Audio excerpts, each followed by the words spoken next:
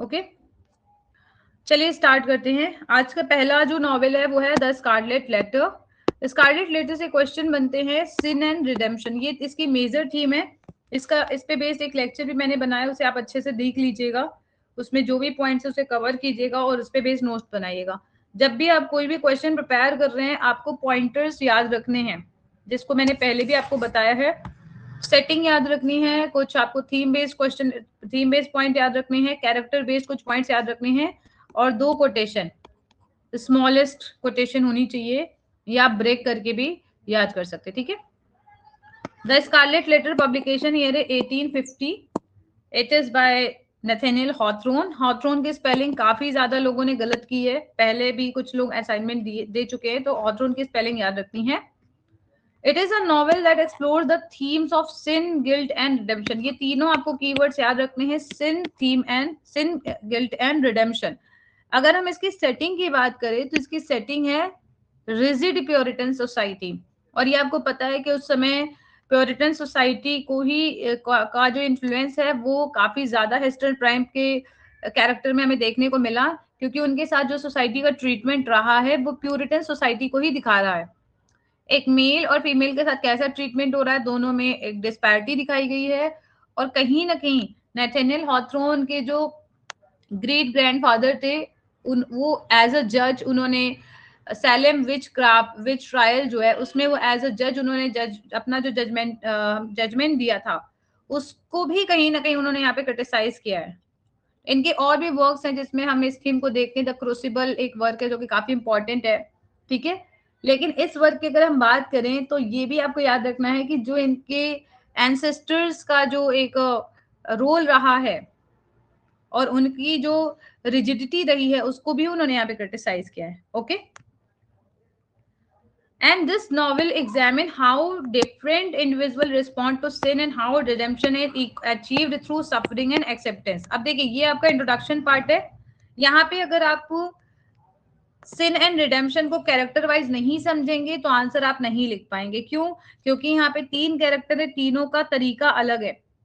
अगर हम बात करें हेस्टर प्राइम का, तो उन्होंने जो भी एडल्ट्री की उसको उन्होंने कैसे लिया, या जो लोगों ने उनके साथ शेमफुल बिहेवियर किया उसको उन्होंने कैसे एक्सेप्ट किया। ए लेटर लोगों ने उन्हें एक पनिशमेंट के तौर पे पहनाया, तो उसको उन्होंने कैसे ट्रीट किया। फिर आपको लिखना होगा ऑर्थर डिम्सडेल का, क्योंकि वो भी कहीं ना कहीं गिल्ट उनके मन में था। उन्होंने अपने आप को कैसे मतलब एक पश्चाताप हम कह सकते हैं, कैसे उन्होंने पश्चाताप किया, उन्होंने खुद को पनिशमेंट की दी। रॉजर चिलिंगवर्थ की बात करते हैं तो उनका, उन्होंने जो सिन किया उसको उन्होंने रिडेम्पशन कुछ दूसरे तरीके से ही किया। जैसे कि लास्ट में उन्हें कहीं ना कहीं इस चीज का एहसास होता है कि अब उनके पास कोई मोटिव नहीं बचा है किसी से बदला लेने का। ठीक है। दूसरी चीज कि उन्होंने कभी भी गिल्ट को एक्सेप्ट नहीं किया है कि उन्होंने गलत काम किया है, उन्होंने कभी फॉरगिव नहीं किया हेस्टर प्राइम को। तो ये कहीं ना कहीं हम देखते हैं रॉजर चिलिंगवर्थ के कैरेक्टर में हमें डार्कर साइड दिखता है, जबकि अगर हम बात करें हेस्टर प्राइम की एंड ऑर्थर डिम्सडेल की तो दोनों में हमें ब्राइटर साइड देखने को मिलता है। ठीक है। ओके, तो आई होप आपको इंट्रोडक्शन क्लियर है। अब हम देखते हैं मेन बॉडी में। तो सबसे पहले आपको एक पैराग्राफ हेस्टर प्राइम के ऊपर लिखना होगा, आप एक कोटेशन ऐड कर सकते हैं। So this story revolves around Hester Prime, who commits adultery and is forced to wear the scarlet letter A as a mark of shame. Okay? लेकिन इस ए लेटर को पहनने के बाद वो खुद को डिमीन नहीं फील करती। She does not feel crushed by societal judgment. Hester transform her punishment into a source of strength. That's why ये जो ए है इस लेटर का सिंबल काफी इंपॉर्टेंट है। पहले इसका जो सिंबल था वो था एडल्ट्री। ओके, देन क्या हो गया, एबल। ये 2 आपको देखने को मिलते हैं, लेकिन लास्ट में एंजल भी मिलता है, क्योंकि उसने काफी ज्यादा फिलेंथ्रोपिक जो भी उसके वर्क थे, लोगों के सोशल वेलफेयर का जो वर्क था, लोगों को हेल्प करती थी, उसके कारण लोगों ने उसके साथ जो भी चीजें थी, पास की चीजें, उसे भुला के उसे एक अच्छी लेडी के रूप में वो ट्रीट करने लगे। ठीक है। एंड इनकी कैरेक्टर में आपको पेशेंस, डिग्निटी एंड चैरिटी तीनों ही आपको चीज देखने को मिलेगी। शुरुआत की जो फेज रहता है इनका, पनिशमेंट का फेज, उसमें हमें इनकी पेशेंस देखने को मिलती है। इन्होंने कभी भी अपनी पनिशमेंट के टाइम में किसी भी तरह का कोई विरोध नहीं किया है। अपने कैरेक्टर में इन्होंने एक डिग्निटी दिखाई है, और जब इनको एक आउटर एरिया में छोड़ दिया जाता है अपनी बेटी के साथ रहने के लिए, तो वहां पे चैरिटी भी करती हैं, नीडल वर्क करती हैं, लोगों की मदद करती हैं। And in this way she redefines the meaning of the letter A from adulteress to able। ठीक है, तो देखिए आपको एडल्ट्री और एबल ज्यादातर जगह मिलता है, लेकिन कई जगह आपको एंजल भी मिलता है लास्ट के पेज में। Okay, her redemption is gradual and internal. इनका रिडेम्पशन कैसा रहता है? इनका रिडेम्पशन ऐसा नहीं कि सडन है, इनका रिडेम्पशन ग्रेजुअल है, इंटरनल है। मतलब इन्होंने जो भी बदलाव किया खुद की कैरेक्टर में किया, खुद के नेचर में किया, खुद की लाइफ में किया, खुद के पर्सपेक्टिव में एंड अप्रोच में किया। ओके, यहाँ पे हॉजरॉन की एक लाइन है, she had not known the weight until she felt the freedom. किस चीज का वेट? उस गिल्ड का वेट। उन्होंने तब तक उस गिल्ड के वेट को महसूस नहीं किया जब तक कि उन्हें फ्रीडम नहीं उन्होंने एहसास किया। फ्रीडम का एहसास करना मतलब जब उन्हें सजा से बरी कर दिया गया। तो इस लाइन से क्या समझ में आती है कि true redemption comes from inner realization. तो उनको कहीं ना कहीं इनर रियलाइजेशन था, और उन्होंने रिडेम्पशन में बहुत सारे लोगों की मदद की, अपने अंदर बहुत सारे चेंजेस लाए। ठीक है, तो ये पॉइंट आपको याद रखना है। बहुत ज्यादा आप डिटेल में चीजें नहीं लिख सकते, क्योंकि एक ऐसा क्वेश्चन है जिसमें आपको हर कैरेक्टर के पहलू से चीजें दिखानी है। ठीक है, अब हम देखते हैं इनके साथ एक और कैरेक्टर थे, आर्थर डिम्सडेल, जो कि सीक्रेट सिनर थे। सीक्रेट सिनर क्यों? क्योंकि इनकी बहुत ज्यादा इज्जत थी लोगों के सामने, और कोई भी ये सोच ही नहीं सकता था कि Arthur Dimmesdale was the secret lover of Hester Prynne. ठीक है, और कहीं ना कहीं इनका अटैचमेंट हेस्टर प्राइम से बहुत ज्यादा था, but due to societal rejection ये कभी भी इस चीज को ओपनली एक्सेप्ट नहीं कर पाते, एंड वो इस वजह से इंटेंस गिल्ट से, इंटरनल गिल्ट से सफर करते हैं, बिकॉज ही कंसील्स हिज सिन। यहाँ पे एक और चीज आपको समझ में आती है, अगर आपका कोई सिन एक्सपोज हो जाए तो उसका वेट कम हो जाता है। कोई गिल्ट आपका एक्सपोज हो जाए, दुनिया के सामने आ जाए, तो आप जो कंटिन्यू इस बात से डर से बंधे रहते कि किसी को पता चल गया तो क्या होगा, उस डर से आप बरी हो जाते हैं। लेकिन यहाँ पे आर्थर डिम्सडेल के साथ ये सिचुएशन नहीं है। वो कंटिन्यू इस डर में रहते हैं और इस गिल्ट में भी रहते हैं कि उनकी वजह से हेस्टर प्राइम और उनकी डॉटर को इतना सफर करना पड़ रहा है, and this internal torment becomes his punishment. ठीक है, ये आपको पता ही है कि उन्हें कितनी ज्यादा फिजिकल हेल्थ के इश्यूज हो गए थे, और उन्होंने अपने चेस्ट पे भी ए इनग्रेव कर लिया था एक तरीके से। ठीक है, जो कि कंटिन्यू एक उनको दर्द दे रहा था, उनके घाव जैसा हो गया था, जिसका कहीं ना कहीं रॉजर चिलिंगवर्थ ने बहुत ज्यादा मैनिपुलेशन किया। Unlike Hester, he lacks the courage to confess publicly। तो ये आपको पॉइंट पता है, और यही कहीं ना कहीं यही बात है जो कि उनकी प्रॉब्लम को और ज्यादा बढ़ाता है, उनकी गिल्ट इंटेंसिटी को और ज्यादा बढ़ाता है। लास्ट में हम देखते हैं कि जब इनका प्लान बनता है हेस्टर प्राइम के साथ वहां से इलोप करने का, भागने का, क्योंकि इस सोसाइटल शेम को वो नहीं फेस कर पा रहे थे, लेकिन लास्ट तक आते आते उन्होंने उस पनिशमेंट को खुद महसूस करने की एक लास्ट कोशिश की, हम कह सकते हैं। वो अपने उस गिल्ड को छुपा ही नहीं पा रहे थे, और लास्ट में उन्होंने उसी स्कैफोल्ड पे जाके कन्फेस किया जहां पे अब तक हेस्टर प्राइम को पनिशमेंट मिलती रही। पनिशमेंट क्या है कि उनको बहुत समय के लिए पब्लिकली खड़े कर दिया जाता था सबके सामने, ताकि लोग आए, देखें, उनसे सीख ले कि ऐसा किसी को नहीं करना है। लेकिन जब लास्ट में वो इस चीज को एक्सेप्ट कर लेते हैं, तब उन्हें एक स्पिरिचुअल रिलीफ मिलता है। तो इससे यही समझ में आता है कि कहीं ना कहीं गिल्ड का जो बर्डन है वो किसी भी व्यक्ति को ज्यादा सिनर बना देता है, या ज्यादा बर्डनसम सिचुएशन बना देता है। Acknowledgement of sin is necessary for redemption. ये पॉइंट बहुत इंपॉर्टेंट है। सबसे पहला पॉइंट यही है कि अगर आपको रिडेम्पशन करना है, पश्चाताप करना है, तो आपने जो सिन किया उसे आप एक्सेप्ट करें, एक्नॉलेज करें। एंड हॉथरॉन ने इनकी कैरेक्टर की थ्रू इस लाइन को, इस बात को एम्फसाइज किया है, be true show freely to the world if not your worst. ठीक है, तो यहाँ पे हमने एक और पॉइंट देखा है कि कहीं ना कहीं रॉजर चिलिंगवर्थ आर्थर डिम्सडेल दो तरह की पर्सनालिटी जी रहे थे, एक वो जो उनकी खुद की पर्सनालिटी है और एक वो जो दुनिया को दिखा रहे थे, और इसी दो पर्सनालिटी के बीच वो पेंडुलम के जैसे मूव कर रहे थे, झूल रहे थे, ठीक है। तो यहाँ पे बी ट्रू मतलब कि आप जो है ट्रू सेल्फ आपको दुनिया के सामने दिखाना चाहिए, वर्ड्स नहीं तो एटलीस्ट जो आपका खुद का एक पहलू है, एक ट्रू कैरेक्टर है, वो तो आपको दिखाना ही चाहिए, ठीक है। तो यहाँ पे दूसरे कैरेक्टर की बात हो गई।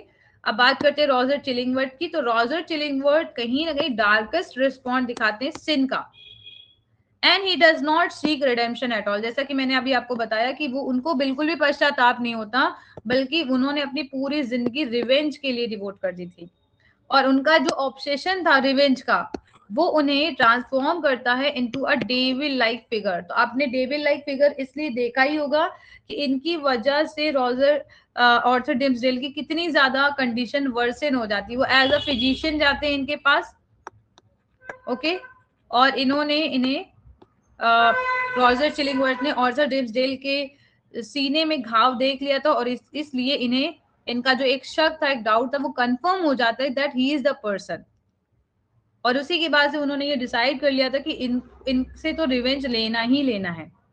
तो ये इनका जो ऑब्सेशन है ये क्या सजेस्ट करता है, that refusal to forgive leads to moral decay rather than redemption. तो कहीं ना कहीं हम इनका मॉरल डिके देखते हैं।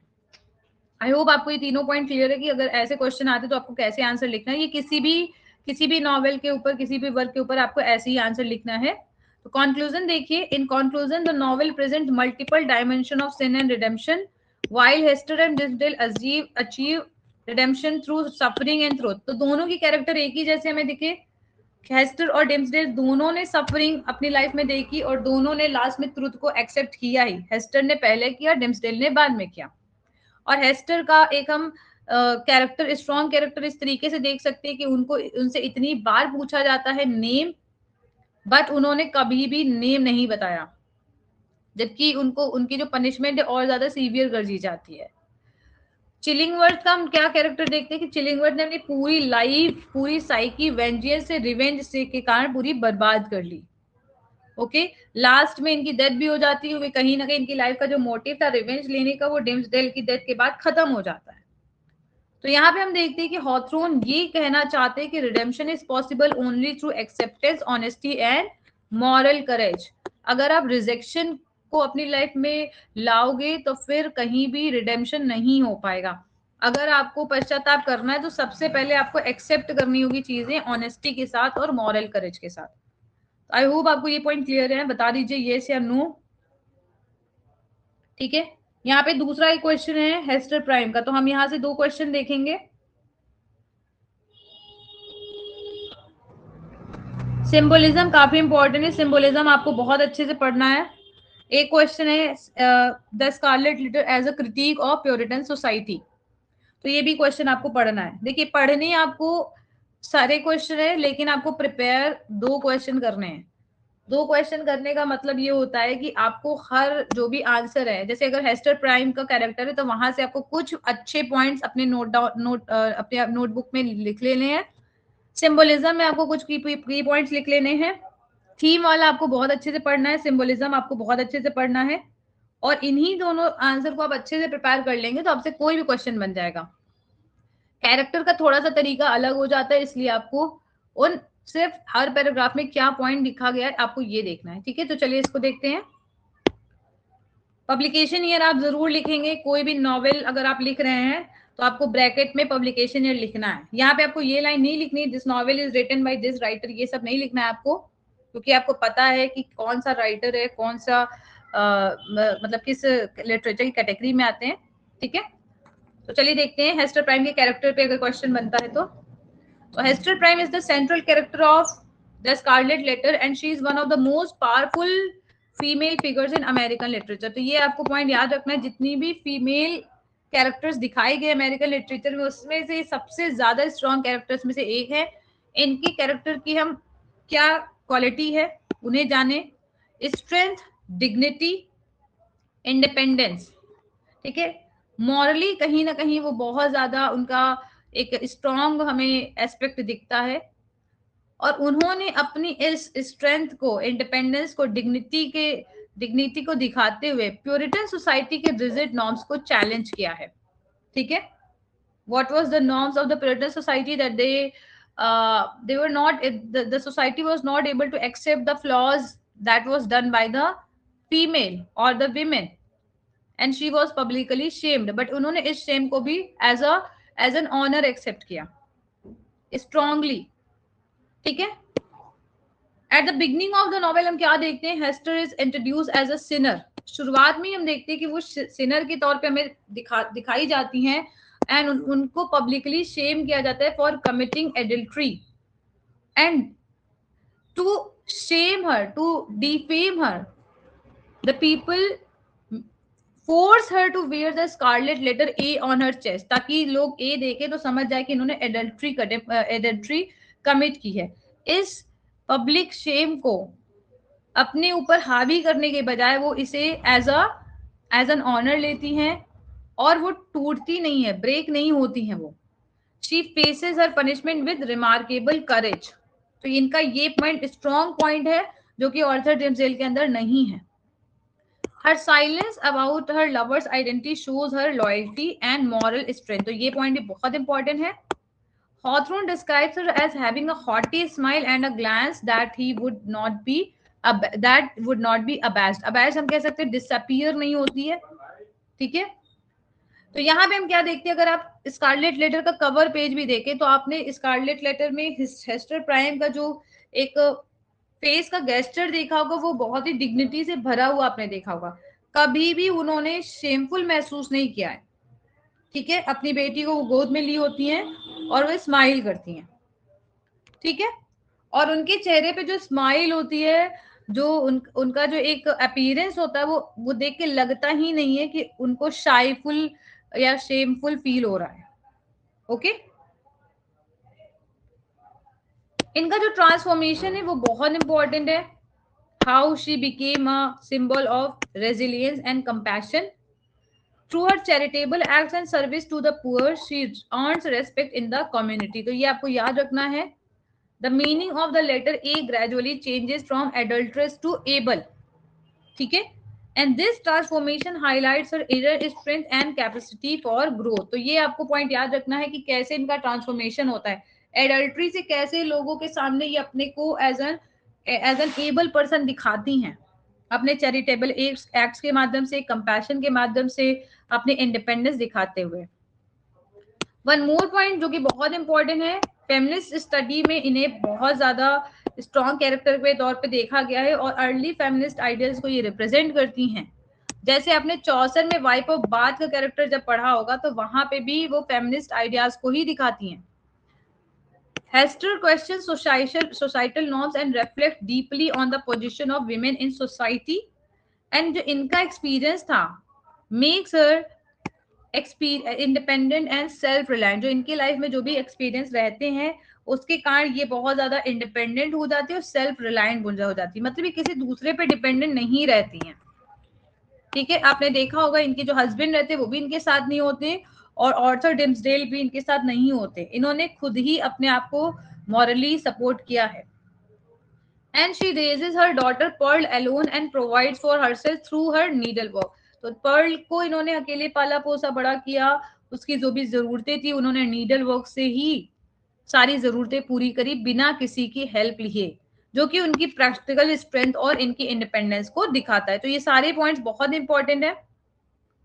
Despite her suffering Hester remains kind and forgiving. तो यहाँ पे ये पॉइंट और भी इनके स्ट्रॉन्ग कैरेक्टर को दिखाता है कि इन्होंने अपनी लाइफ में इतनी सफरिंग देखी, लेकिन कभी भी इनके मन की जो अच्छाई है वो खत्म नहीं होती। ठीक है, रॉजर चिलिंगवर्थ का हम कैरेक्टर देखे तो वो जस्ट अपोजिट है। उन्होंने जैसे ही सुना अपनी वाइफ के बारे में, पहले तो वो जान ही नहीं पाए कि ये कौन खड़ी हुई है स्कैफोल्ड पे, लेकिन जैसे ही उन्होंने देखा इनको, तो वैसे ही रॉजर चिलिंगवर्थ के मन में बहुत ज्यादा हेट्रेड और उसके साथ साथ रिवेंज की भावना आ जाती है। ठीक है, यहाँ पे हम देखते हैं कि वो इवन रॉजर चिलिंगवर्थ के लिए भी कहीं ना कहीं एक कंपैशन की भावना रखती हैं, जिन्होंने इनके साथ इतना गलत किया। And her ability to endure suffering without bitterness elevates her moral character. तो ये भी आपने देखा कि इनके नेचर में कोई भी बिटरनेस नहीं आती, इन्होंने बिल्कुल मॉरल स्ट्रेंथ दिखाते हुए अपनी जितनी भी लाइफ की प्रॉब्लम थी उसे सफर किया। ओके तो ये सारे पॉइंट्स को पैराग्राफ वाइज दिखा सकते हैं कि एक ही क्वालिटी आप इंट्रोडक्शन, पहले आप नॉर्मल इंट्रोडक्शन आप लिख सकते हैं कैरेक्टर के बारे में, फिर आप दिखा सकते हैं कि बिगनिंग में उनका कैरेक्टर कैसा था, इनका ट्रांसफॉर्मेशन कैसा रहा, इनका बाकी लोगों के लिए क्या नजरिया रहा, इसको आप दिखाते हुए कंक्लूड कर सकते हैं। तो यहाँ से हर एक पैराग्राफ से आपको कुछ पॉइंटर्स याद करने होंगे। Okay, in conclusion, Hester prime emerges as a symbol of strength, dignity and redemption. She transforms her shame into power and becomes a figure of moral courage. तो ये आपको याद रखना है कि बहुत ही पावरफुल स्ट्रॉन्ग लेडी की तरह ये दिखती हैं, मतलब एक कैरेक्टर के रूप में उभर के आती हैं और मॉरल करेज को ये दिखाती हैं। एंड ये प्योरिटन रिजिड सोसाइटी के आइडियल्स को रिजेक्ट करती हैं। She rises above societal judgment and achieves true greatness through endurance and compassion. सहनशीलता और कंपैशन दोनों के थ्रू इन्होंने अपने नेचर में, अपने कैरेक्टर में ग्रेटनेस को अचीव किया है। ओके, सो आई होप आपको ये क्वेश्चन भी क्लियर है। सिंबोलिज्म वाला पॉइंट, कुछ पॉइंट्स को हम देखते हैं, बाकी आप लोग पढ़ लीजिएगा, इसको हम शॉर्ट में करते हैं क्योंकि सिंबोलिज्म आपने पहले भी पढ़ा है। ओके, इंट्रोडक्शन आप थोड़ा सा दूसरे तरीके से भी लिख सकते हैं। तो सिंबोलिज्म में देखिए, पहला तो जो ए लेटर वो बहुत इंपॉर्टेंट है, एडल्ट्रेस, शुरू में एडल्ट्रेस जो कि हेस्टर के सिन और शेम को दिखाता है, लेकिन बाद में ये angel, sorry able and angel में कन्वर्ट हो जाता है। तो पहला तो ए सिंबल ही याद रखना है आपको। और ये जो ट्रांसफॉर्मेशन है ये इनके पर्सनल ग्रोथ और सोसाइटी के चेंजिंग परसेप्शन को भी दिखाता है। तो ये दिखता है कि सिंबल जो है वो फिक्स नहीं होते बल्कि डायनेमिक होते हैं, चेंज होते रहते हैं। दूसरा आपको सिंबल याद रखना है पर्ल, काफी इंपॉर्टेंट सिंबल है जो कि कहीं ना कहीं इनके सिन का कॉन्सिक्वेंस है और ट्रुथ का जीता जागता एक एम्बॉडीमेंट है, एक रिप्रेजेंटेशन है। मतलब हेस्टर ने जो भी सिन किए उसका एक जीता जागता कॉन्सिक्वेंस भी दिख रहा है और उन्होंने उस चीज को एक्सेप्ट किया है, उसका भी एम्बॉडीमेंट दिखता है। ओके, हॉथरून पर्ल को बोलते हैं the Scarlet Letter endowed with life. मतलब ये भी तो एडल्ट्री का ही एक हम कह सकते हैं एक प्रूफ है, ठीक है, लेकिन एंडोर्ड विद लाइफ, एक जीता जागता हम कह सकते हैं स्कारलेट लेटर है वो, ठीक है। और पर्ल कंटिन्यू कॉन्स्टेंटली रिमाइंड कराती रहती हैं हेस्टर को, किस चीज की, उनके पास्ट की, बट कहीं ना कहीं उनकी लाइफ का जॉय होप सब पर्ल के कारण ही है। तो ये भी एक पॉइंट आपको याद रखना है। दो she is a memory related with her past, but along with the better memories she is a source of joy and hope in her life also. Okay, and pearl यहाँ पे इनोसेंस और moral insight दोनों को ही represent करती हैं।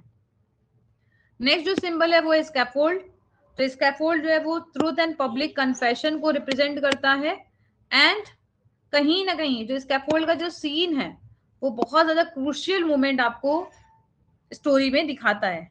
Crucial moment जैसे कि पहला शुरुआत में हम क्या देखते हैं, हेस्टर का पब्लिक शेम, दूसरा हम देखते हैं डिम्सडेल का hidden guilt, and next finally हम उनका कन्फेशन देखते हैं। तो कहीं ना कहीं जो स्कैफोल्ड है वो मॉरल रिवोल्यूशन का एक प्लेस बन जाता है, राइट। यहाँ पे लोग कहीं ना कहीं मॉरली अपग्रेड हो रहे हैं, नॉट अपग्रेड बट हम कह सकते हैं एक अपर लेवल पे पहुंच रहे हैं।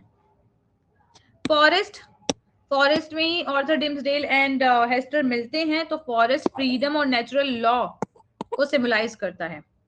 यहाँ पे देखिए कोई बाउंडेशन नहीं है, यहाँ पे कोई जजमेंट करने वाला नहीं है, ठीक है, जबकि प्योरिटन सोसाइटी एक स्ट्रिक्ट रूल से बंधी हुई है।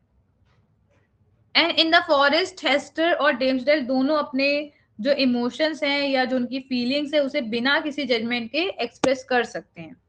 तो ये बहुत इंपॉर्टेंट सिंबल आपको याद रखने सभी। अब यहाँ पे आप कैसे तैयार करेंगे, आपने कंटेंट पढ़ लिया कि क्या क्या है, मैटर पढ़ लिया, अब आप 4-5 सिंबल जो है उसे आप लिख लीजिए अपने नोट्स में।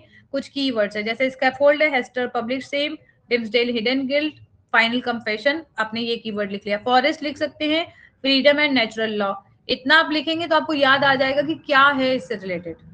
सब लिखने की जरूरत नहीं है, ठीक है, तो ये एक ऐसा स्पेस है जो कि सोसाइटल कंट्रोल से परे है। नेक्स्ट जो सिंबल है वो है लाइट एंड डार्कनेस, जो कि पूरे नॉवेल में आपको देखने को मिलेगा। लाइट अक्सर ट्रुथ को रिप्रेजेंट करती है, ग्रेस को रिप्रेजेंट करती है, जबकि गिल्ट जो है, गिल्ट एंड सीक्रेसी, वो डार्कनेस रिप्रेजेंट करती है। ठीक है, तो ये बहुत इंपॉर्टेंट पॉइंट है। और एक और भी आपको ध्यान रखना है, जब स्कैफोल्ड पे रॉजर चिलिंगवर्थ खड़े होते हैं तो उन्हें एक मीटियोर जैसा दिखता है। ठीक है, जो कि कहीं ना कहीं उनको एक गाइडलाइन दे रहा है कि उन्हें उन्हें अपने जो भी सिंस है उन्हें एक्सेप्ट करना चाहिए। तो आपको ये कुछ सिंबल्स याद रखने हैं, और लास्ट में आपको कंक्लूजन भी दिखाने, कंक्लूजन में सभी सिंबल्स को आप इंक्लूड करेंगे और जो थीम है उसे भी आप लिख देंगे। ठीक है, जितने भी सिंबल्स हैं वो कहीं ना कहीं सिन, गिल्ट, ट्रूथ एंड रिडेम्पशन को ही रिप्रेजेंट कर रहे हैं। नेक्स्ट क्वेश्चन है क्रिटिक ऑफ प्योरिटन सोसाइटी, तो इसे आप अच्छे से पढ़ेंगे। आज का आपका वर्क यही है कि आप तीनों नॉवेल्स के जो भी क्वेश्चंस हैं उसे एक बार अच्छे से पढ़ेंगे। और मैंने तीनों नॉवेल्स की अलग अलग पीडीएफ नहीं बनाए हैं, ताकि आप लोग एक बार में चाहें तो प्रिंट आउट करा सकते हैं। ठीक है, और यहाँ पे मैंने हाईलाइट भी नहीं किया है, क्योंकि आप में से कुछ लोग का मैसेज आया था कि हाईलाइट करने पे पीडीएफ यदि प्रिंट आउट करते तो वो ब्लैक आता है। ऐसा है क्या कुछ? मतलब जहां पे मैंने जिस भी वर्ड को हाईलाइट किया वो ब्लैक आता है, ऐसा कुछ है क्या? यस या नो करके बता दीजिए मुझे। ओके, तो मैंने इसमें हाईलाइट नहीं किया है, अंडरलाइन ही बस किया है। तो इसका मैं आगे की पीडीएफ में भी ध्यान रखूंगी और एक बार मैं दोबारा से भी भेजूंगी। ठीक है, और मूवमेंट्स की जो पीडीएफ है बहुत ज्यादा वो बड़ी पीडीएफ है, आप उसमें से कुछ सिलेक्टेड ही प्रिंट आउट करवाइएगा। और इसके अलावा हमने इम्प्रेशनिज्म को, यस, इम्प्रेशनिज्म का हमने नोट्स आपको दोबारा से भेजा था, इम्प्रेशनिज्म का और एक्सप्रेशनिज्म का। तो आप चाहें तो उन्हीं नोट्स को ही निकलवा सकते हैं, क्योंकि जो आपके मूवमेंट्स के जो कंपाइल नोट्स भी उसमें इम्प्रेशनिज्म पे उतना लिटरेचर की पॉइंट ऑफ व्यू से चीजें नहीं इंक्लूडेड हैं। तो मैंने वर्जीनिया वुल्फ के पॉइंट ऑफ व्यू से नेक्स्ट नोट्स दिए हैं, और एक्सप्रेशनिज्म का नोट्स मैंने द हेरी एप के पॉइंट ऑफ व्यू से आपको प्रोवाइड किया है। तो आप उसी को पढ़ेंगे तो ज्यादा आपको समझ में आएगा। ठीक है, तो ये क्वेश्चन आपको खुद से पढ़ना है, और ये आपको पता है प्योरिटन सोसाइटी कैसी थी, वो बहुत रूल्स एंड रेगुलेशन से बनी थी, और मॉरल करप्शन को बिल्कुल भी टॉलरेट नहीं कर सकते थे। कैसे उन्होंने एक हिपोक्रेटिकल समाज बनाया था। हिपोक्रेसी कैसे आपको दिखती है? ऑल्टर डिम्सडेल के माध्यम से, क्योंकि कहीं ना कहीं उनकी बहुत ज्यादा ऑनर रेस्पेक्ट थी पूरे समाज में, और वही कहीं ना कहीं इस गिल्ड के पीछे का मेन रीजन थे। ठीक है, तो यहाँ पे एक फीमेल के साथ इतना मिस ट्रीटमेंट किया गया, जबकि जो ऑर्थर डिम्सडेल है उनके साथ कुछ भी हम कह सकते हैं कुछ भी मिस ट्रीटमेंट नहीं होता, जो कि हिपोक्रेसी को दिखाता है, उस समाज की हिपोक्रेसी को। ओके, और भी बहुत सारे अच्छे पॉइंट्स हैं, तो सभी पॉइंट्स को आप स्किप नहीं करेंगे, आप पढ़ेंगे। नेक्स्ट जो नॉवेल है the old man and the sea, इसका पब्लिकेशन ईयर आप लोग बताइए।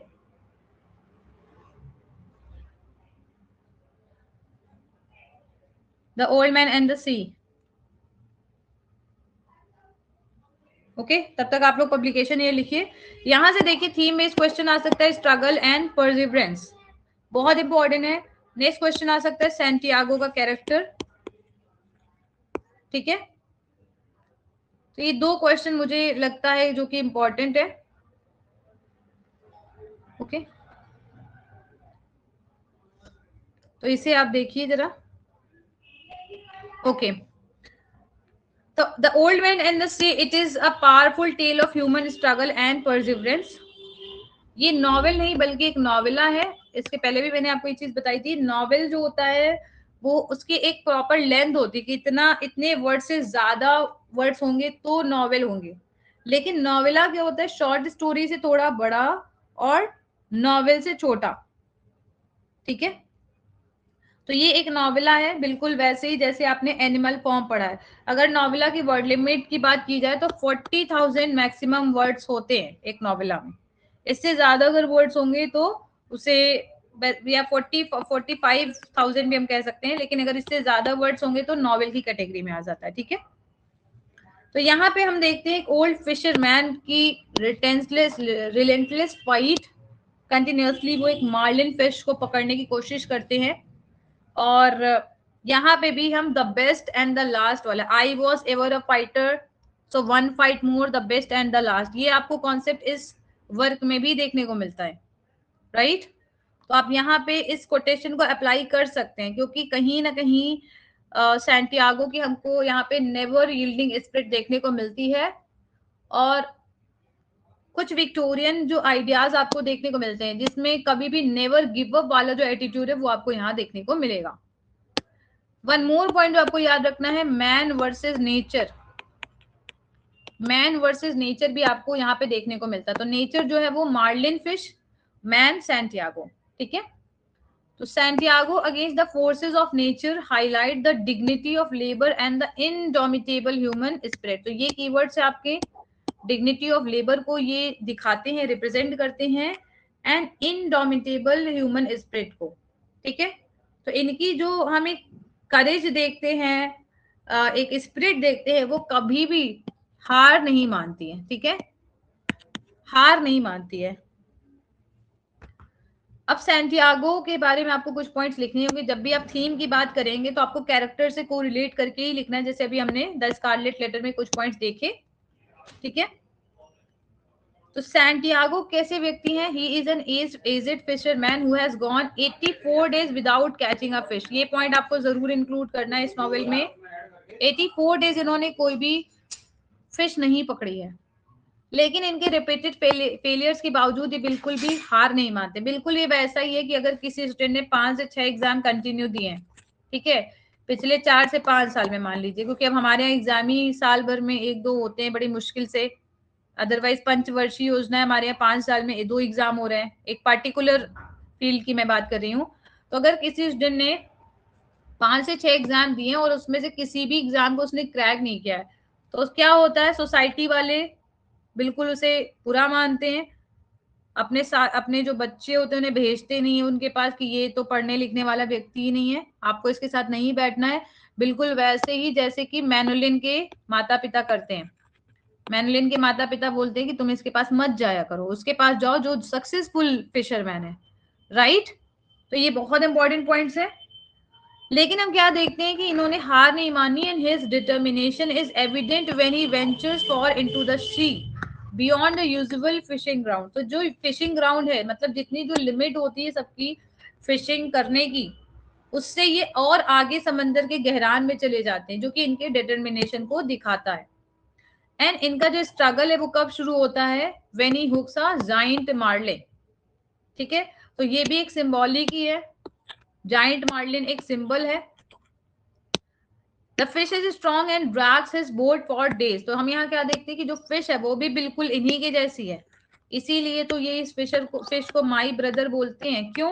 क्योंकि इन्हें लगता है कि ये जो फिश है ये भी इनकी जैसी बूढ़ी है, लेकिन इनके जैसे गिव अप नहीं कर रही वो भी। और इनका ये भी कहना है कि हालांकि इनको इस फिश से अटैचमेंट हो गया, लेकिन इन्हें इसे मारना ही होगा, राइट। ये फिश इनके फिजिकल एंड्योरेंस को, मेंटल स्ट्रेंथ को टेस्ट करती है, उस बोट को खींच के ले जाती है, एंड जिसके कारण Santiago suffers from exhaustion, hunger and pain. इनके हाथों में भी कट लग जाते हैं, आपने पढ़ा होगा जब नॉवेल को डिटेल में, तो रस्सी रस्सी खींचने के कारण इनके हाथों में कट हो जाते हैं, ठीक है, भूखे रहते हैं, दूसरी फिश खा के, ट्यूना फिश खाते हैं, ये बाकी जो भी फिश मिलती है खाते हैं, काम चलाते हैं, ठीक है। एंड इस बैटल को वो कंटिन्यू करते हैं विद अनवेवरिंग रिजॉल्व। ऐसा नहीं कि अगर वो फिश ये पकड़ नहीं पाए तो उन्होंने हार मान ली कि मैं अब वापस जाता हूँ।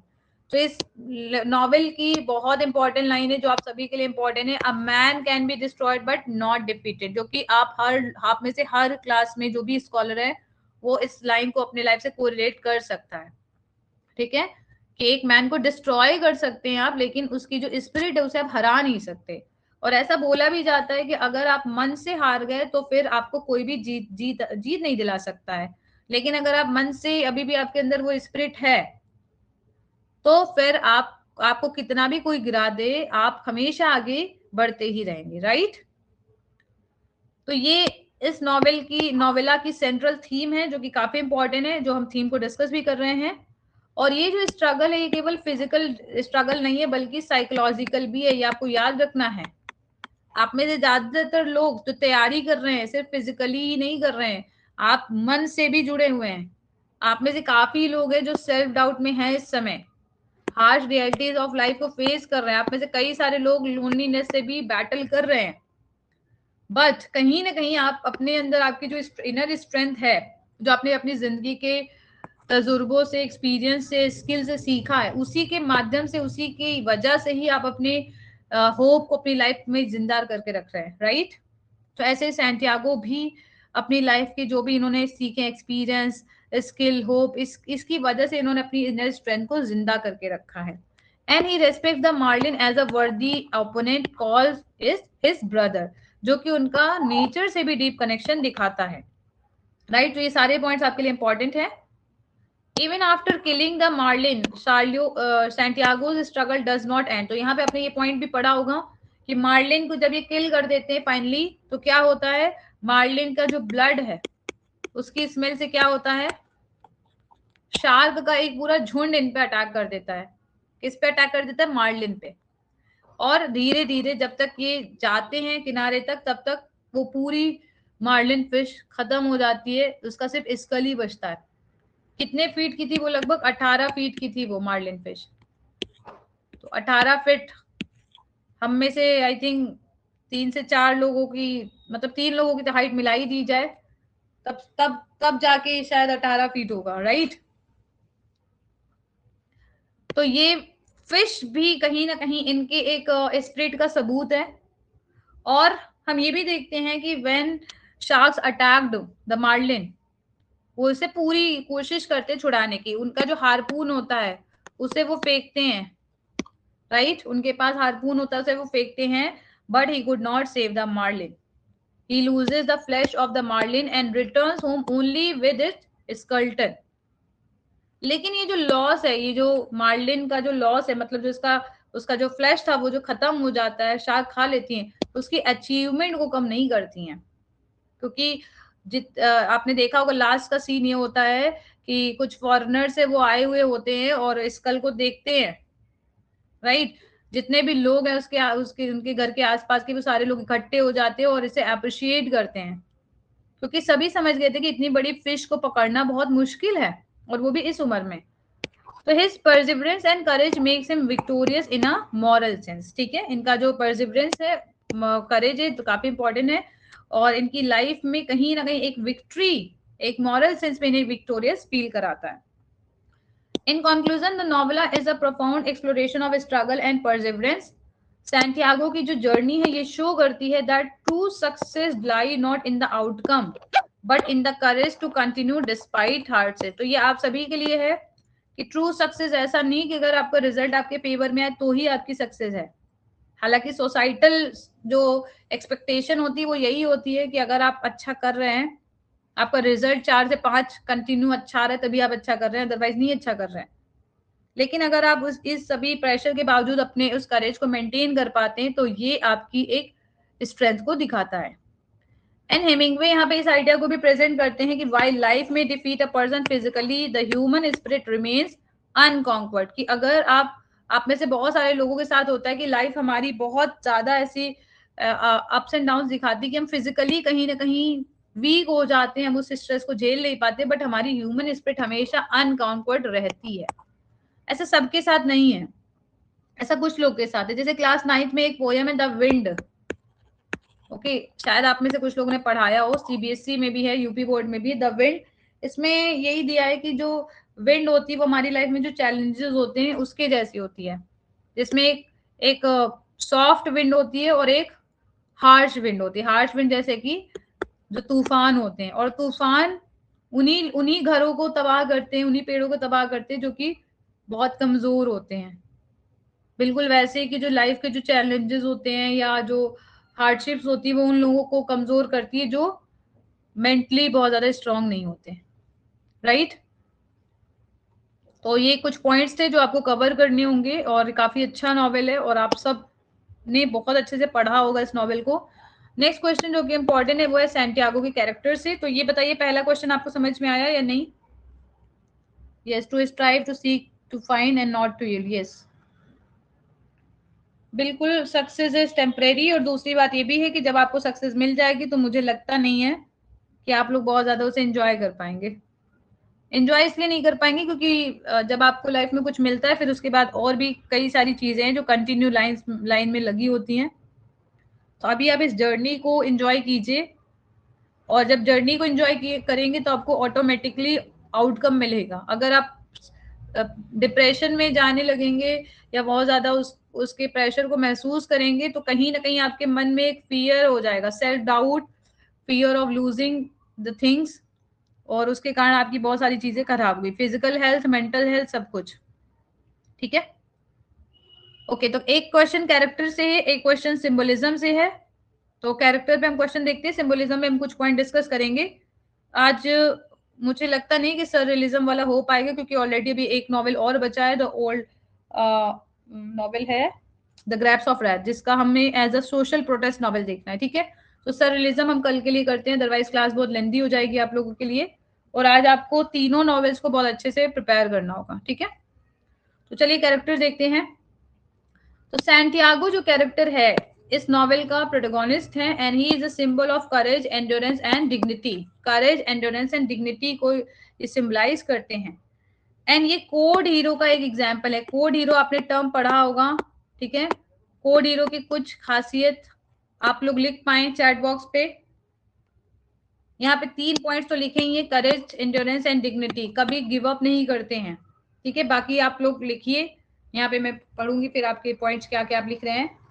ठीक है, through this character Hemingway present the ideal of strength and resilience in the face of adversity. तो अगर आपके जीवन में एडवर्सिटी आती है, मुसीबत आती है, तो स्ट्रेंथ और रेजिलियंस का क्या रोल है ये इन्होंने सैंटियागो के कैरेक्टर के माध्यम से दिखाया। तो ये जितने भी कीवर्ड्स हैं यहाँ पे, करेज, एंड्योरेंस, डिग्निटी, स्ट्रेंथ, रेजिलियंस, ये सब आपके कीवर्ड्स होंगे जो आपके आंसर की वेटेज को बढ़ाएंगे। Santiago is a Cuban fisherman, ठीक है। क्यूबन फिशरमैन ये अगेन कीवर्ड है, ये आपको लिखना है। He lives a simple and humble life. He is poor and unlucky. Unlucky बोलते हैं लोग इन्हें, सलाओ, ठीक है। पहले लोग इन्हें चैंपियन बोलते थे, लेकिन अब क्या बोलते हैं, सलाओ, अनलकी।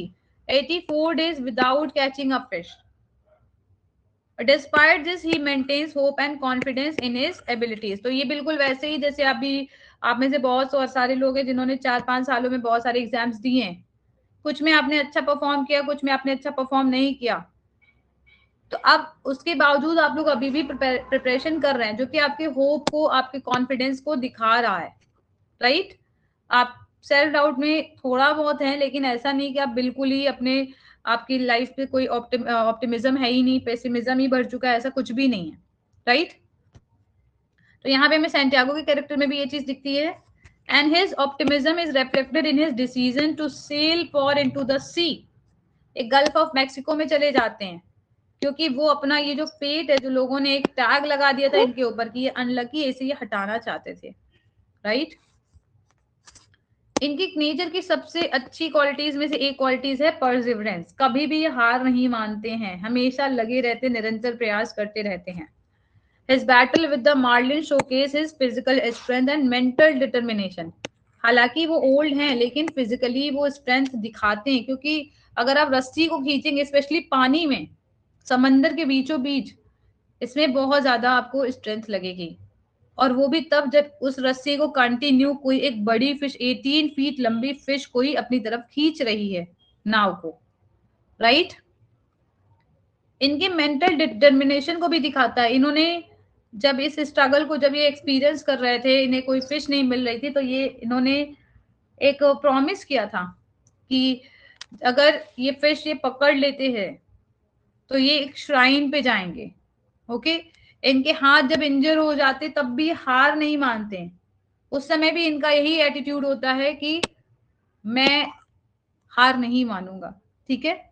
इनकी बॉडी एग्जॉस्टेड हो जाती, but he refuses to give up. और इनका जो फेमस स्टेटमेंट है, ये इनके इंडोमिटेबल स्पिरिट को, इंडोमिटेबल मतलब जो कभी हार ना माने, इस स्पिरिट को दिखाती है, नेवर सरेंडर वाली जो स्पिरिट है। He has a deep respect for nature also. तो हमने देखा था कि मार्लिन को ये एक शिकार के रूप में नहीं देखते। He does not see the marlin as a prey only but as a noble creature, क्योंकि उनके जैसी ही ग्रेट स्पिरिट को रखती है। He calls his as brother and admires its strength and beauty. तो यहाँ पे आपको ये याद रखना है कि मार्लिन के लिए आपको इट का यूज करना है, ठीक है। और ये जो एटीट्यूड है, ये इनकी ह्यूमिलिटी को, इनकी विनम्रता को, इनकी फिलोसॉफिकल आउटलुक को भी दिखाता है। जो उन्होंने लाइफ के लिए फिलोसॉफिकल आउटलुक है, जो इनका एटीट्यूड है, रवैया है, या इनका जो परसेप्शन है, उसको भी दिखाता है। नेक्स्ट जो पॉइंट है वो है लोनलीनेस। तो आप सभी ने चैट बॉक्स पे काफी सारे पॉइंट्स लिखे हैं, परसिवरेंस, आइसोलेशन, डिग्निटी, करेज, इंड्योरेंस, लोनलीनेस, तो सारे पॉइंट इंपॉर्टेंट है। तो यहाँ से आपको अगेन बिल्कुल वैसे ही प्रिपेयर करने हैं। हर पैराग्राफ से आपको कीवर्ड लेने हैं। डीप रेस्पेक्ट फॉर नेचर, कुछ आपको पॉइंट्स याद रखने हैं। यहाँ पे आपको लोनलीनेस, शुरुआत में हमने पढ़ा परसिवरेंस, ठीक है। क्यूबन फिशरमैन, शुरुआत का इंट्रोडक्शन। बस आप कुछ कुछ लाइंस को याद रखेंगे, आपका बहुत अच्छा आंसर बन जाएगा। और एक लाइन तो आपने पढ़ ली है यहाँ पे, ये तो याद ही रहेगी आपको, ठीक है। He lives alone and often talks to himself. तो आपको पता है कि इनकी वाइफ की बहुत पहले ही डेथ हो चुकी है, इनकी लाइफ में कोई भी नहीं है, केवल एक बॉय मैनुलिन है जो कि काफी अफेक्शनेट है, इनके लिए केयरिंग है। और इनकी लाइफ में ये बॉय एक होप है, एक यूथ है, एक कंटिन्यूटी को रिप्रेजेंट करता है, ठीक है। सैंटियागो का जो कैरेक्टर है वो एक्सपीरियंस और विजडम को रिप्रेजेंट करता है। तो दोनों आपको याद रखना है, ये जो बॉय है ये होप, यूथ और कंटिन्यूटी का सिंबल है, जबकि सैंटियागो एक्सपीरियंस और विजडम का सिंबल है। इवन जब ये मार्लिन फिश को पकड़ते तब भी इस बॉय को याद करते हैं कि अगर वो बॉय होता तो मैं उसे दिखाता, ठीक है। Even after losing the marlin to shark, Santiago does not lose his dignity. He returns home exhausted but spiritually virtuous. है ना। तो ये बहुत इंपॉर्टेंट पॉइंट है कि इन्होंने कोशिश करी, हालांकि देखा जाए तो इन्होंने एक तरह से हार ही मान ली। बिल्कुल वैसा ही है कि जो एक एम है, या एम नहीं कह सकते, जो इनका एक टारगेट था वो पूरा होते होते रह गया, इनकी तरफ से हम कह सकते हैं, राइट। लेकिन फिर भी स्पिरिचुअली विक्टोरियस महसूस करते हैं, क्योंकि इन्होंने एटलीस्ट पकड़ी तो थी, अब शार्क ने खा ली तो वो अलग बात है। और जो इनका स्ट्रगल है, इसके कारण इन्हें रेस्पेक्ट मिलती है, इनको एडमिरेशन मिलती है। स्पेशली मैनुलिन इनकी बहुत तारीफ करता है। तो आप में से काफी लोग हैं जो इस चीज को महसूस कर पा रहे होंगे अभी भी, राइट। यस, इनकी आईसाइट भी बहुत ज्यादा अच्छी है, ये दिखाई गई है कि वो काफी गहरान में देख सकते हैं, ठीक है। और ये मैनुलिन के लिए ये बोलते हैं कि I will show you what a man can do and what a man can endure. Okay, ये इन्होंने बोली थी, और मैनुलिन के लिए भी ये बात बोलते हैं कि काश ये दिखा पाते, ठीक है। In conclusion, Santiago is a heroic figure who embodies perseverance, humility and courage. तो बहुत इंपॉर्टेंट पॉइंट है, perseverance, humility and courage, इसे ये रिप्रेजेंट करते हैं। And he teaches us that true greatness lies not in success but in the strength to endure hardship with dignity and grace. True greatness success में नहीं, बल्कि उस journey में आप जितना भी हार्डशिप्स झेल रहे हैं, डिग्निटी और ग्रेस के साथ, ये बहुत ही इंपॉर्टेंट है, ये आपकी स्ट्रेंथ को दिखाता है, ठीक है। तो क्या आपको ये समझ में आया, बताइए। Yes, struggle itself defines a man, right. ठीक है, अब है सिंबल से क्वेश्चन। तो सिंबलिज्म आप खुद पढ़ेंगे, यहाँ पे हम बस कुछ की पॉइंट्स डिस्कस करेंगे। सैंटियागो ही सिंबल है, पहला बात तो यही है, ह्यूमन एंड्योरेंस एंड रेजिलियंस का। और ये इनका जो स्ट्रगल है वो पूरी यूनिवर्स के ह्यूमन कंडीशन को दिखाता है। जैसे मैंने बोला कि आप में से बहुत सारे लोग कनेक्ट महसूस कर पा रहे होंगे। सबकी लाइफ में कुछ ना कुछ चैलेंजेस है, सबकी लाइफ में कुछ ना कुछ हार्डशिप है, और हर कोई किसी ना किसी फाइट में इंगेज है। तो ये कहीं ना कहीं उस फाइट के उस स्पिरिट को दिखाते हैं, ह्यूमन स्पिरिट को दिखाते हैं, ठीक है। दूसरा जो सिंबल है वो है मार्लिन। तो ये आइडियल गोल को, वर्डली चैलेंज को रिप्रेजेंट करता है। और ये जो फिश है काफी बड़ी है, बहुत पावरफुल है, नेचर की ग्रैंड्योर को सिंबलाइज करते हैं। और सैंटियागो काफी ज्यादा रेस्पेक्ट देते हैं इन्हें, which suggests that true achievements involves struggle against something that noble and worthy। मतलब कि अगर आप स्ट्रगल कर रहे हैं तो कुछ नोबल और वर्दी के लिए स्ट्रगल करिए, ठीक है। ट्रू अचीवमेंट उसी में ही है। नेक्स्ट जो है वो सी है। सी नेचर को दिखा रहा है, नेचर की क्रूवल साइड को भी दिखा रहा है, वास्ट अनप्रेडिक्टेबल लाइफ को भी सिंबलाइज कर रहा है। और सी को इन्होंने ला मार ऐसा बोला है, जो कि उनके अफेक्शन को, रेस्पेक्टफुल एटीट्यूड को दिखा रहा है, ठीक है। तो सी जो है वो डेंजर भी है, अपॉर्चुनिटी भी है, दोनों को ही रिप्रेजेंट करता है। लाइफ के पर्सपेक्टिव को दिखा रहे हैं यहाँ पे। लाइफ में आपके बहुत सारे खतरे भी भरे होते हैं, बहुत सारी अपॉर्चुनिटी भी होती है, दोनों फेज से आपको गुजरना होता है। शार्क किसे रिप्रेजेंट करते हैं? तो डिस्ट्रक्टिव फोर्सेस को रिप्रेजेंट करते हैं, जो कि ह्यूमन अचीवमेंट्स को अटैक करती हैं। ऐसा होता है बहुत बार कि जब भी हम अपने लाइफ में कुछ करना चाहते हैं तो कुछ ना कुछ हमारी खुशी को नजर ही लग जाती है, कुछ ना कुछ ऐसे हमारी लाइफ में होता है कि हमारी वो खुशी हमसे दूर हो जाती है, राइट? कई बार ऐसा होता है।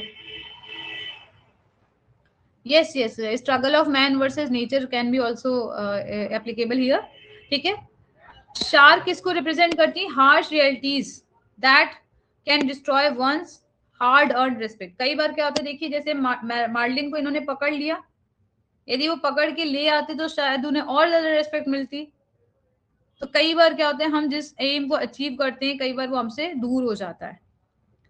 एंड पूरी एफर्ट्स के बाद यहाँ पे 100% एफर्ट यहाँ पे सैंटियागो देते हैं, लेकिन उसके बावजूद जो एक्सटर्नल फोर्सेज है, जो डिस्ट्रक्टिव फोर्सेज है, वो इनके एक बड़ी अचीवमेंट को इनसे दूर कर देते हैं, राइट? जो कि ये रिप्रेजेंट करता है कि कई बार ऐसा होता है कि external forces undermine human efforts. Lions बहुत इंपॉर्टेंट है, कई बार एग्जाम में पूछा जा चुका है। लायंस का सपना देखते हैं, तो लायंस का सपना इनकी यूथ की जो स्पिरिट है, स्ट्रेंथ और होप को रिप्रेजेंट करते हैं। इनके यूथफुल डेज को याद करते हैं। लायंस अफ्रीकन अफ्रीकन जो लैंड है वहां पे लायंस को सपना देखते हैं, और इनकी इनर डिजायर फॉर वाइटेलिटी को भी रिफ्लेक्ट करते हैं, इनके कनेक्शन को दिखाते हैं, पास्ट से जो कनेक्शन है उसको भी दिखाते हैं। एंड ये ड्रीम इन्हें कंफर्ट एंड इंस्पिरेशन देता है। ठीक है, तो इनके यूथफुल स्पिरिट को, होप को रिप्रेजेंट करते हैं लायंस। कई बार ये एमसीक्यू में भी पूछा जा चुका है। जब भी ये लेटते हैं, जब ये मैनुलिन इनसे मिलने आता है, ये सो रहे होते हैं और ये सपना देख रहे होते हैं लायन का, राइट? तो ये कंक्लूजन आप पढ़ लीजिएगा। कंक्लूजन में आपको स्ट्रगल, डिग्निटी और ह्यूमन स्पिरिट की थीम देखने को मिलेगी। और universal allegory of life. Allegory of life कैसे? लाइफ के चैलेंजेस को यहाँ पे रिप्रेजेंट किया है, ह्यूमन, यूनिवर्सल ह्यूमन को यहाँ पे दिखाया गया है, right? As a heroic tale. ये सिर्फ आपको पढ़ना है, सिर्फ कुछ आपको पॉइंट्स मिल जाए इसलिए आपको सिर्फ पढ़ना है। क्वेश्चन अदरवाइज आपके कैरेक्टर से क्वेश्चन बन सकता है, इवन टाइटल से भी क्वेश्चन बनेगा, तो आप थीम वाले पॉइंट्स को लिख सकते हैं, ठीक है? क्योंकि the old man and the sea already दिया ही है, थीम में यही सारे पॉइंट्स, आप कुछ पॉइंट्स